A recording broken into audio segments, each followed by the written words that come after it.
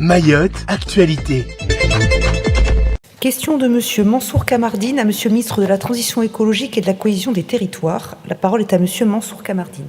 Merci Madame la Présidente, Monsieur le ministre.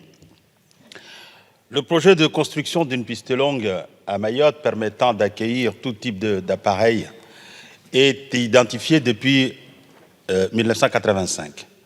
38 ans plus tard, nous y sommes encore, malgré les promesses qui ont été faites par le chef de l'État en 2019, lorsqu'il est venu nous rendre visite, où il disait que les travaux débuteraient avant la prochaine campagne présidentielle qui a eu lieu et désormais depuis plus d'1 an. Alors ma question est très simple, Monsieur le ministre. Pourquoi, qu'est-ce qui s'oppose à ce que ce projet soit réalisé alors qu'il est nécessaire pour le développement économique de ces territoires? Voilà la question qui est toute simple, alors que les études ont été faites en 2012, il était presque, et le budget il a même été budgété. Nous ne comprenons pas, nous avons besoin de cette compréhension. Au-delà des fiches qui pourraient vous être confiées, nous voulons la réalité. En tout cas, c'est ce que nous sommes venus chercher ce matin. Je vous remercie. La parole est à Monsieur le ministre délégué auprès du ministre de la Transition écologique et de la cohésion des territoires chargé des transports. Merci Madame la Présidente, Mesdames et Messieurs les députés. Monsieur le député Kamardine, vous avez raison d'insister sur ce dossier, son importance, les engagements du Président de la République, fin 2019, qui, venant à Mayotte, a pris l'engagement de construction d'une piste longue sur l'aéroport. Les services de l'État y sont mobilisés avec les collectivités. Un délégué à la piste longue, vous le savez, a été nommé. Il est en fonction à Mayotte à temps plein.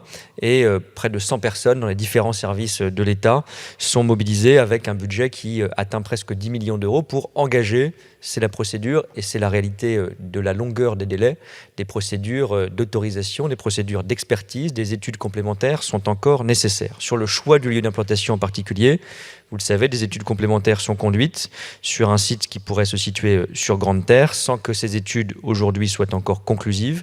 Et donc, je regrette comme vous les délais qui sont nécessaires, mais c'est malheureusement le cas dans beaucoup de projets d'infrastructure très structurants. Ces études complémentaires sont encore nécessaires et permettront de sécuriser opérationnellement et juridiquement le projet, quel que soit le site final retenu. L'objectif, pour être précis et répondre concrètement à votre préoccupation, c'est que nous ayons ces études complémentaires complète, totale, d'ici la fin de l'année 2023 pour que tous les éléments nécessaires pour le choix du site et l'installation de la piste longue soient mis en œuvre. Des études techniques ont été réalisées sur la longueur exacte par ailleurs de la piste retenue et concluent pour le site actuel de l'aéroport à une longueur de piste de 2600 mètres. Pour le site alternatif de Grande Terre, la configuration des lieux permettrait d'envisager à la mise en service une longueur de piste plus importante et c'est là aussi cette longueur exacte qui reste à définir dans les études qui sont en cours. Le lancement, à la suite de ces études, d'ici la fin de l'année, de la procédure de déclaration d'utilité publique est donc programmé dans la foulée, en 2024, pour un début des travaux qui pourrait intervenir à la fin de l'année 2025 ou en 2026, quel que soit le site et les caractéristiques in fine retenues. La durée des travaux est estimée, vous le savez, à 7 ans, sur le site actuel et pour le site de Grande Terre, la durée des travaux doit être aussi précisée dans le cadre des études en cours. Les sources de financement du projet doivent être encore affinées, son coût exact également, dans les options considérées et devrait représenter, c'est un effort nécessaire mais important, environ 500 millions d'euros qui seront très largement portés par l'État avec une participation du conseil départemental mais aussi des fonds européens, du FEDER et de l'exploitant de l'aéroport. La procédure, je le sais, est longue parce que c'est une infrastructure essentielle, attendue de longue date et nous serons au rendez-vous conformément aux engagements présidentiels. Je vous remercie. La parole est à Monsieur Mansour Kamardine. Merci Madame la Présidente. Monsieur le ministre, j'ai eu le sentiment que vous avez repris une fiche, je suis désolé, mais une fiche qui a déjà été lue il y a 6-7 mois ici à l'occasion d'une même question. La seule différence, le seul ajout, c'est le fait qu'effectivement, vous avez décidé d'initiative, sans d'ailleurs consulter les autres partenaires, du changement de site. Mais moi, je vais vous dire le sentiment des Mahorais, Monsieur le ministre, aujourd'hui, parce qu'au moins ça nous permettra de crever l'abcès.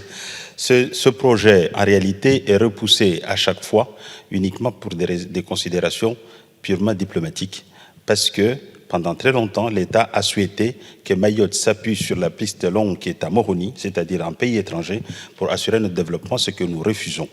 Et donc, je souhaite, encore une fois, que cela se fasse. Ensuite, on a évoqué des questions d'environnement, au cas où vous ne le sauriez pas, mais sans doute vous le savez, parce qu'en tant que membre du gouvernement, rien ne vous échappe. Sachez que le même projet sur la piste actuelle est réalisé à Rodrigue avec le financement de l'État, notamment à travers l'AFD. Donc, ne comprenons pas que ce que vous refusez, ce que vous faites à l'étranger, vous refusez de le faire en territoire français.